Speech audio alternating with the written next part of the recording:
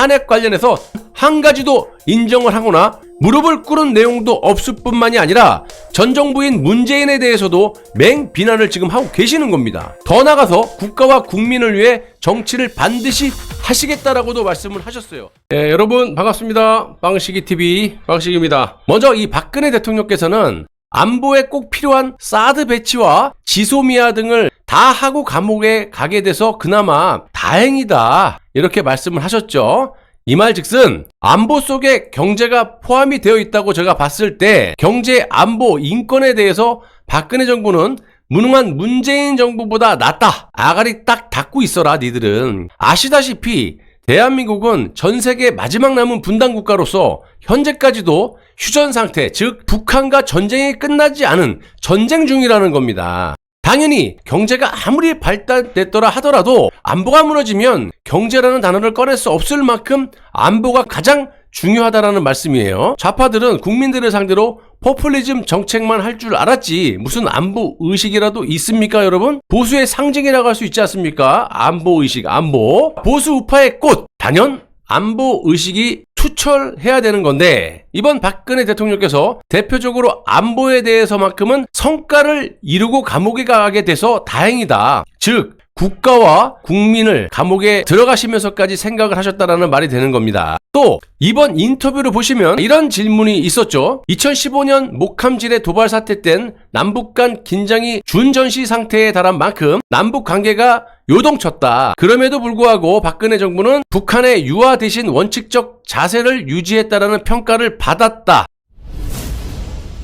박근혜 대통령의 답변은요. 대북 정책은 우리의 안보는 확실하게 지킨다라는 원칙에 충실하면서 또 한편으로는 북한의 비핵화를 유도하기 위한 노력을 지속적으로 해왔었다. 비록 물밑 접촉은 없었지만 북한이 전향적 자세를 보여주면 얼마든지 대화할 용의가 있다라는 것을 여러 차례 밝혀왔고 그런 기조하에 드레스덴 선언도 나온 것이다. 실제로요. 2015년까지는 남북 간의 신뢰 구축을 한 노력들이 이어졌었어요. 자, 그런데 2016년 들어 북한이 핵실험을 하고 미사일 발사로 도발을 하면서 잠정적으로 교류가 중단됐었죠. 이후에 강력한 한미 동맹, 국제사회와의 공조 체제를 구축해서 대북한 구도가 정착이 됐었고 이렇게 이제 박근혜 대통령도 말씀을 하셨어요. 자, 이 말씀을 요약해보면요. 안보 의식을 투철하게 장착한 그런 상태에서 비핵화를 유도하기 위한 노력이 필요한 것이지 문재인처럼 평안이 뭐니 하는 위험천만한 단어로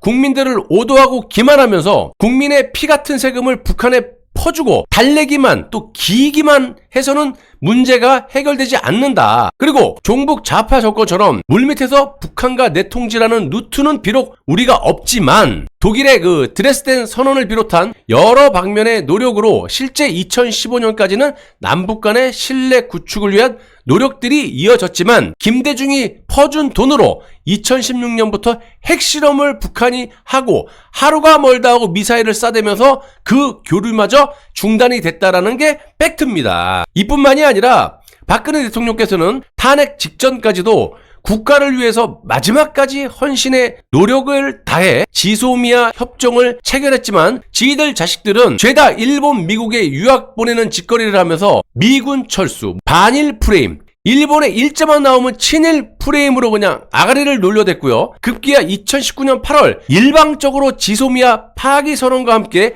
협정 종료를 일본에 일방적으로 통보해버립니다. 이후에 미국이 지소미아 종료에 반대를 하면서 파기 절차 수순이 유예가 된 거죠. 이런 짓거리를 한 게 바로 문재인이에요. 또 실제로 이런 일이 있었죠. 박근혜 정부는 김관진 안보실장을 선봉장으로 북한의 최후 통첩에도 불구하고 전쟁을 불사할 각오로 북한을 상대한 결과 어떻게 됐었습니까? 북한의 3인방인 황병서 총정치국장과 최룡해 노동당 비서, 김양건 당 통일전선부장 겸 대남 담당 비서 등이 꼬랑지를 쓱 내리고 회담에 기어 나오지 않았었습니까? 솔직히 당시 저도 정말 전쟁이 나는 줄 알았어요. 그런데 역시나 북한이라는 이 알 수 없는 집단은 벼랑 끝 전술과 협박질 말고는 할 줄 아는 게 없구나. 이런 것들은 박근혜 정부처럼 단호하게 대처를 해야지 문재인 같은 이 종북 좌파들처럼 국민 세금으로 주인을 속여가면서 주인 돈을 그냥 다 퍼주고 퍼준 다음에 기세 등등한 것도 아니야. 퍼주면서 납작 엎드려 기는 짓거리, 그런 정책을 하다가는 나라가 골로 가겠구나 라는 확고한 생각을 하게 된 겁니다. 국내 정치도 할 줄 아는 거라곤 국민 세금으로 포퓰리즘 정책, 돈 퍼주는 거 말고 할 줄 아는 게 뭐가 있었습니까? 또 문재인이 화해치유재단을 해산시켜버렸었는데 이것에 대해서도 박 대통령께서 한 말씀 하셨죠. 국제적으로 공감대를 얻어가면서 많은 노력을 기울여가지고 만든 재단을 이렇게 깨버리면 한국의 신뢰성이 어떻게 되겠느냐. 이 재단이 해산된 후에 무슨 다른 대안이라도 있으면 모를까. 아무런 대안도 없고 또 더 나은 어떤 방법이 있는지도 모르겠다. 이렇게 박 대통령께서 말씀을 하신 거예요. 한마디로 문재인이 아무런 대안도 없이 일본군 위안부 문제의 치유를 위해 만든 화해치유재단을 해체시켜버린 것에 대한 비판을 하신 거예요. 정치적으로 좋게 비판을 하신 거지 하나하나 깊게 생각을 해보고 따져보면 박근혜 대통령의 입장에서 봤을 때 종북 좌파 정권이 문재인을 대놓고 까는 발언이라고 생각하시면 되는 겁니다. 2016년 사드 배치에 대해서도 우여곡절 끝에 우리가 배치를 했지만 지금 얼마나 문제가 많아요. 그래서 이 사드 배치에 대해서도 우여곡절이 많았다라는 질문에 박근혜 대통령께서는 사드는 급증하는 북한의 위협으로부터 우리나라를 지키기 위한 최소한의 자위적 방어 조치였다. 중국이 반대를 했지만 국민의 안전보다 더 중요한 가치가 어디 있겠느냐는 인식으로 원칙을 지켜나갔었다. 사드 배치 발표 이후에 북한이 5차 핵실험을 했는데 유엔 안보리가 그 어떤 때보다 강력한 조치가 들어있는 결의안을 채택할 때 중국도 적극적으로 협조를 했었다. 그 정도로 한중 협력은 지속됐었고 사드 부지를 결정하는데 여러 반대가 있었지만 롯데가 중국 사업의 손실을 감수하고 골프장 부지를 제공했었다. 롯데그룹의 애국심에 고마움을 표시한다. 롯데그룹 신동빈 회장은요, 아마 2011년에 회장으로, 부회장에서 회장으로 등극을 했죠. 자, 신동빈 회장은 사드로 인해서 그룹이 휘청휘청했을 뿐만이 아니고 박근혜 대통령 탄핵 정국 당시에 SK 채태원과는 전혀 다른 감옥을 감수하면서도 진실을 진술했던 그런 대기업 총수가 바로 롯데그룹 신동빈 회장입니다. 아무튼 사드 문제도 박근혜 대통령 말씀대로 국가와 국민을 지키는 최소한의 조치에 불과한 것을 김대중이 퍼준 돈으로 핵을 만들어가지고 이놈 뭐라 그랬어요? 죽기 전에. 북한은 돈 퍼줘도 핵을 만들 의지도 없고 만들 능력도 없다 그랬어. 지가 다 책임진다 그래놓고 죽어버렸어. 그리고 지금 우리 머리 위에 핵폭탄을 얹고 사는 거야. 김대중이 퍼준 돈으로 핵을 만들어가지고 북한이 현재까지도 대한민국 국민들이 하루하루를 불안한 삶을 살게 된 것에 대해서 저 좌파 무식한 놈들은 미안한 마음은 단 1도 없고 이 중국 짜장면들과 종북 세력들 몇 명을 앞세워가지고 국가 안보는 팽개쳐버리고 나라 창피한 짓거리를 방치하고 자빠진 문재인 정부에 대해서 비판을 한 거라고 보시면 돼요. 구속 수감된 상태에서 문재인 정부의 탄생을 지켜봤는데 어떤 심정이었나라는 질문에 박근혜 대통령께서 이렇게 말씀을 하십니다. 대선 소식을 듣고 마음이 참 찹찹했다. 문재인 정부가 들어선 후에 북한에 대한 대응 방식이라던가 동맹국들과의 불협화음 소식을 전해 들으면서 나라의 안보를 비롯해 여러 가지로 걱정이 됐다. 여러분 그냥 이건 딱 봐도 박근혜 대통령께서 무슨 말씀을 하시는지 감이 오시죠? 자, 이 답변에 대한 해석은 길게 할 필요도 없어 보여요. 그냥 한마디로 조작 날조로 전 국민들을 악의적으로 선동질해서 정권을 훔쳐간 놈들이 하는 짓거리가 그러면 그렇지. 니들이 하는 게 뭐야 도대체. 박근혜 대통령께서도 감옥에서 억울하게 수감되셨어도 문재인이 무슨 짓거리를 하는지 모르시겠어요?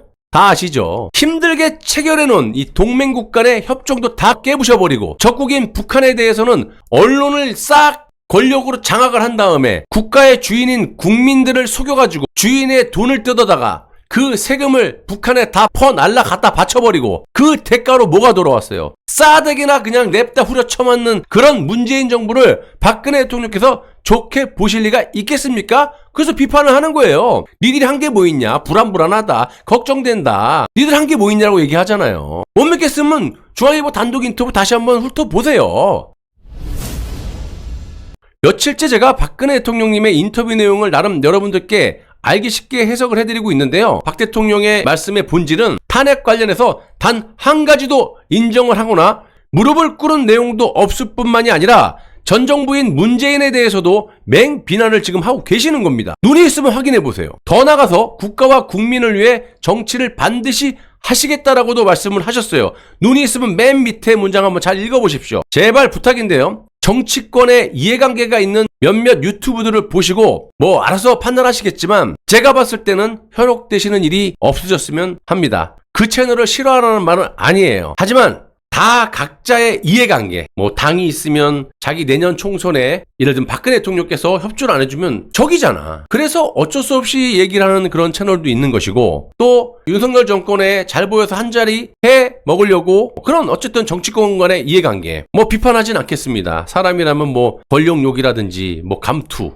돈 이런 거 욕심이 있지 않겠습니까? 아무튼 그런 개개인의 각 채널의 이해관계가 있기 때문에 그런 발언들을 하는 것 같고요. 제 방송을 보시고 복습을 한번 해보세요. 제 워딩, 제 논평이 뭐가 틀렸는지, 박 대통령께서 무슨 무릎을 꿇고 뭘 포기를 했으며 무슨 정치를 안 한다고 언제 무슨 얘기를 했어요. 되려 정치할 거야 나는. 아무튼 최소한 있는 사실까지는 왜곡해서는 안 되고, 여러분들이 현명한 박바가 되라는 건 아닙니다. 잘못됐으면 잘못됐다고 얘기를 하고 잘한 건 칭찬하고 최소한의 예의와 또 끝까지 믿음을 잃지 않으시고 지지를 좀 부탁드렸으면 좋겠습니다. 참고로 저는 박근혜 대통령이 세력을 만들어서 나는 아무런 욕심도 없고 할 마음도 없어요. 그리고 능력도 없고요.